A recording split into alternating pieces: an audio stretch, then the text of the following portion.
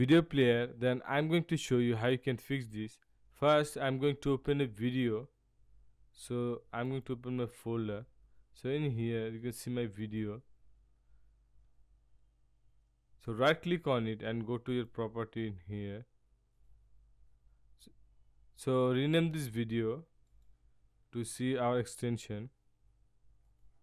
So you can see it's mp4 video.mp4.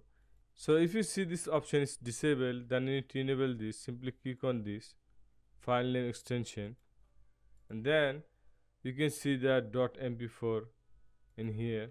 So first we are going to rename this to mp4 to mkv, or if you have any other type of video format like avi, you can see like this. Then you need to convert this to mp4 like this, mp4. If this way your problem is solved, then that is very good.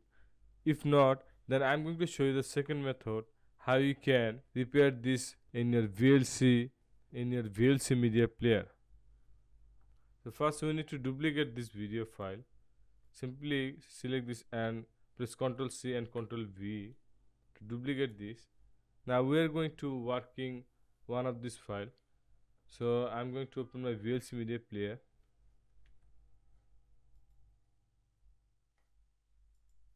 and I'm going to drag this file in here.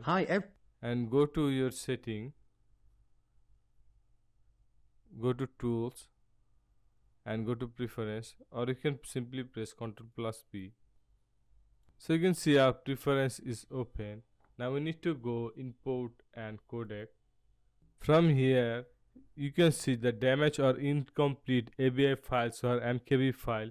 If you see this option in here, then click on always fix and click on save. So my video don't have problem, so this message is not appearing here, but in your video you can see this type of message in here, and just simply click on save.